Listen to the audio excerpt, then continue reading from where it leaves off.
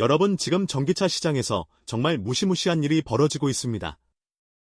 테슬라가 모델 3 스탠다드를 국내에 4,199만 원에 출시했고 보조금 기준에 따라 3천만 원대 후반까지 내려갈 수 있다는 뉴스 보셨죠? 대부분 사람들은 이렇게 생각합니다. 테슬라가 한국 소비자들한테 혜택 주네, 가격 내려서 좋네? 근데 절대 아닙니다. 이건 혜택이 아니라 전쟁입니다. 그것도 경쟁사를 완전히 무릎 꿇리기 위한 경제적 학살이 시작된 겁니다. 오늘은 테슬라의 이 가격 인하가 왜 현대차와 루시드 같은 경쟁사들에게는 악몽이고 전기차 산업 전체를 재편하는 구조조정의 시작인지 경제학 관점에서 완전히 파헤쳐 보겠습니다. 자, 먼저 숫자부터 볼게요. 테슬라 모델 3 스탠다드 4,199만 원인데 배터리 용량이 62.1kWh입니다. 현대차 아이오닉 5 스탠다드는 4,740만 원의 배터리 용량 63kWh거든요. 거의 비슷한 스펙인데 테슬라가 541만 원 싸게 나온 겁니다. 보조금 조건에 따라 둘 다 3천만 원대 후반까지 가능한데 소비자 입장에서는 당연히 테슬라 쪽으로 기울 수밖에 없는 구조죠. 그런데 여기서 핵심 질문 하나 던져볼게요. 테슬라는 왜 굳이 가격을 이렇게 낮춰서 팔까요? 자선 사업 하나요? 절대 아닙니다. 이건 경제학에서 말하는 전형적인 비용 우위 전략이고 더 정확하게는 경제학에서 논의되는 공격적 가격 전략과 유사한 패턴입니다. 경쟁사가 따라오기 어려운 가격으로 시장에서 경쟁자들을 압박한 다음 나중에 가격을 다시 올려서 독점 이윤을 챙기는 전략이거든요. 테슬라는 지금 이걸 실행하고 있는 겁니다. 그럼 테슬라는 어떻게 이런 가격에 팔 수 있는 걸까요?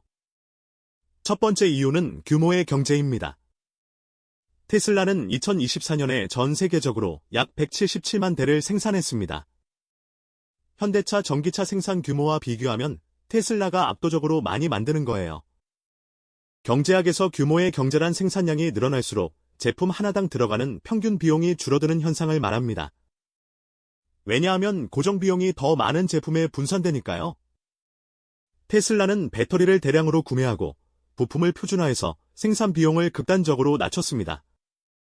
특히 중국 상하이 기가팩토리에서 만드는 모델 3는 생산 비용이 미국에서 만드는 것보다 30% 이상 낮다는 분석도 있어요. 그래서 테슬라는 규모의 경제로 인해 이 가격대에서도 버틸 수 있는 비용 구조를 갖춘 것으로 분석됩니다. 근데 현대차는 어떨까요? 업계 일각에서는 현대차의 전기차 수익성이 테슬라보다 낮을 가능성을 제기하고 있습니다.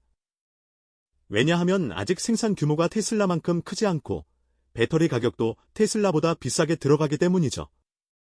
그러니까 테슬라가 가격을 내리면 현대차는 따라 내릴 수가 없어요. 따라 내리면 수익성이 더 악화될 수 있으니까요. 이게 바로 치킨 게임입니다. 누가 더 오래 버티느냐의 게임인데 테슬라는 비용 구조가 탄탄하니까 버틸 수 있고 현대차나 다른 신생 전기차 업체들은 버티기 힘든 구조예요. 두 번째 이유는 더 무섭습니다. 테슬라는 차를 팔아서 돈을 버는 게 목표가 아니거든요. 테슬라의 진짜 수익 모델은 소프트웨어입니다. 기사에도 나와 있잖아요. 테슬라 모델 3 스탠다드에 향상된 오토파일럿 옵션 가격이 452만 원이고 완전 자율주행을 목표로 하는 FSD 소프트웨어 옵션이 904만 원입니다. 이게 선택 사양이에요. 차는 3천만 원대 후반에 팔면서 나중에 소프트웨어로 거의 900만 원을 더 받을 수 있는 구조라는 겁니다. 물론 기사에도 언급됐듯이 국내 출시 모델은 아직 완전한 FSD 기능이 구현되지 않았지만 향후 소프트웨어 업데이트를 통한 수익 모델을 갖추고 있습니다. 이건 경제학에서 말하는 플랫폼 비즈니스 모델입니다. 애플이 아이폰을 팔고 나서 앱스토어에서 수수료 받는 것처럼 테슬라는 차를 팔고 나서 소프트웨어 구독료와 옵션 판매로 돈을 버는 거예요. 실제로 테슬라의 FSD 소프트웨어 구독 서비스는 북미에서 월 $99인데 이게 쌓이면 상당한 수익이 됩니다. 차 한 대를 10년 쓴다고 가정하면 구독료만 1,000만 원이 넘어갈 수 있는 거거든요. 그러니까 테슬라 입장에서는 차를 공격적인 가격에 팔아도 나중에 소프트웨어로 회수할 수 있는 구조예요. 근데 현대차는 어떨까요? 현대차는 아직 이런 소프트웨어 수익 모델이 약합니다. 차를 팔아서 이익을 내야 하는 전통적인 제조업 방식이에요. 그러니까 테슬라가 가격을 낮추면 현대차는 대응할 방법이 제한적인 겁니다. 세 번째 이유는 시장 점유율 확보입니다. 테슬라는 2024년 11월 한국에서 7,632대를 팔아서 벤츠와 BMW를 제치고 수입차 판매 1위를 차지했어요.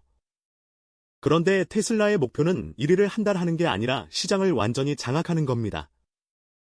네트워크 효과라는 게 있거든요. 전기차 충전 인프라를 생각해 보세요. 테슬라 슈퍼차저는 테슬라 차량에 최적화되어 있고 테슬라 차가 많아질수록 테슬라 충전소도 더 많이 생깁니다.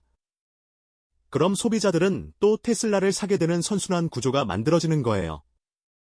이걸 경제학에서는 승자독식 시장이라고 합니다. 한번 1등이 되면 그 우위가 계속 강화되는 구조죠. 테슬라는 지금 한국 시장에서 이 승자독식 구조를 만들려고 가격을 낮추는 겁니다. 그럼 이제 현대차 입장을 한번 볼게요.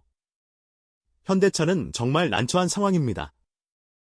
아이오닉 5 스탠다드가 4,740만 원인데 테슬라가 4,199만 원에 나왔으니 가격을 내려야 하나 말아야 하나 고민이죠.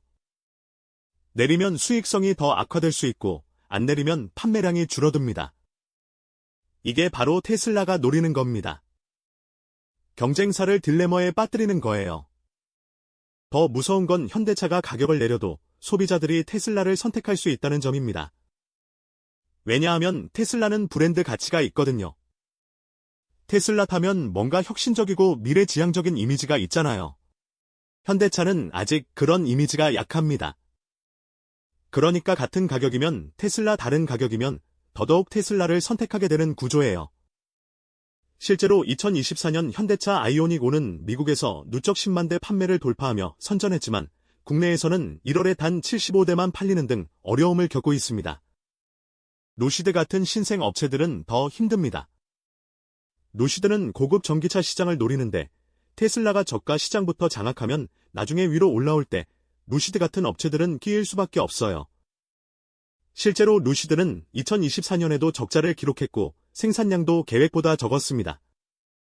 테슬라의 가격 공세가 계속되면 이런 신생 업체들은 자금 조달도 어려워지고 결국 시장에서 퇴출될 가능성도 있습니다. 그럼 이제 좀 더 큰 그림을 볼게요. 테슬라의 이 전략이 성공하면 어떻게 될까요? 첫째, 전기차 시장의 구조조정이 일어날 가능성이 큽니다. 살아남는 기업은 테슬라처럼 규모의 경제를 확보한 대형 업체들과 포르쉐나 페라리처럼 초고가 틈새 시장을 노리는 업체들 뿐이에요. 중간 가격대 업체들이 설 자리가 좁아질 가능성이 큽니다. 이건 마치 스마트폰 시장에서 애플과 삼성만 살아남고 나머지는 다 중국 저가 업체들한테 밀린 것과 비슷한 구조예요. 둘째, 테슬라가 시장 지배력을 확보하면 가격 결정권을 되찾을 수 있는 구조입니다. 경쟁자가 줄어들면 독점 이윤을 취할 수 있거든요. 지금은 3천만 원대 후반에 팔지만 나중에는 4,500만 원, 5천만 원으로 올려도 소비자들은 선택지가 제한적이니 테슬라를 살 수밖에 없는 구조가 될 수 있는 겁니다. 셋째, 전기차 산업의 주도권이 완전히 미국과 중국으로 넘어갈 수 있습니다. 한국이나 유럽 업체들은 뒤처질 위험이 있는 거죠. 특히 한국은 현대차와 기아가 전기차 시장에서 선전하고 있었는데 테슬라의 가격 공세로 입지가 약해지면 국가 경제적으로도 타격이 큽니다. 자동차 산업이 한국 수출의 큰 부분을 차지하거든요. 그럼 소비자 입장에서는 어떨까요? 단기적으로는 좋습니다. 테슬라가 가격 낮춰서 싸게 전기차 살 수 있으니까요. 근데 장기적으로는 위험할 수 있습니다. 테슬라가 시장을 독점하고 나면 가격이 다시 오르고 선택지가 줄어들거든요. 또 소프트웨어 종속 문제도 있어요. 테슬라 차를 사면 네페스트나 오토파일럿 같은 기능을 계속 돈 내고 써야 하는데 이게 쌓이면 결국 차 가격보다 더 많은 돈을 내게 될 수도 있습니다. 이건 마치 프린터는 싸게 팔고 잉크로 돈 버는 것과 똑같은 비즈니스 모델이에요. 그럼 현대차는 어떻게 대응해야 할까요? 첫째는 비용을 더 낮춰야 합니다. 배터리 가격을 낮추고 생산 효율을 높여서 테슬라와 가격 경쟁을 할 수 있는 구조를 만들어야 해요. 근데 이게 쉽지 않습니다. 규모의 경제에서 이미 뒤처져 있으니까요. 둘째는 차별화입니다. 테슬라와 다른 강점을 만들어야 해요. 예를 들어 디자인이나 품질 편의성에서 우위를 점하는 거죠. 실제로 현대차 전기차들은 실내 공간이나 편의 사양에서 테슬라보다 낫다는 평가가 많습니다. 이런 걸 더 강조해야 합니다. 셋째는 소프트웨어 역량을 키워야 합니다. 테슬라처럼 차를 플랫폼으로 만들고 소프트웨어로 수익을 내는 구조를 만들어야 해요.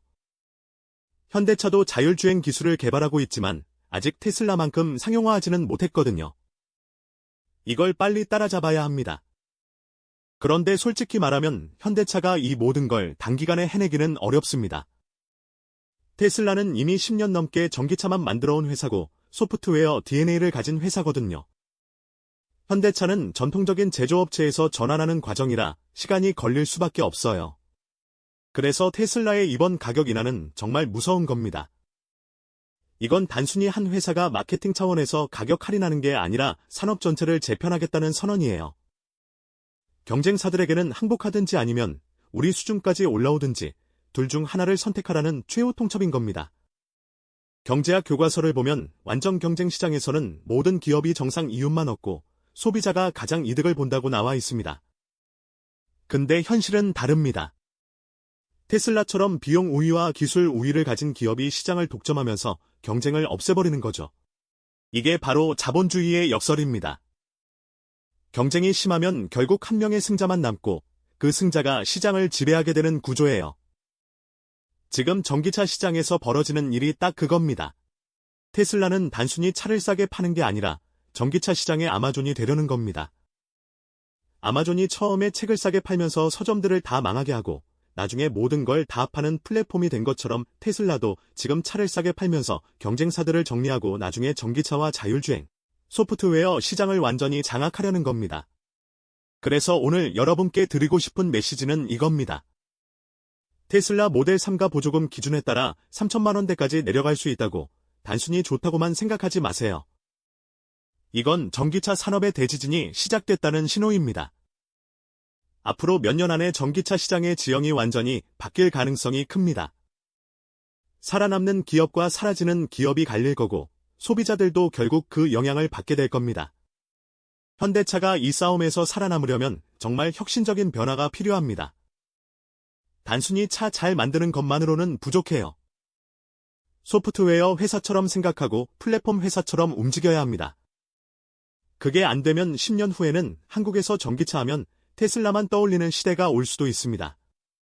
지금 테슬라가 벌이는 가격 전쟁은 단순한 치킨 게임이 아니라 승자독식 게임입니다.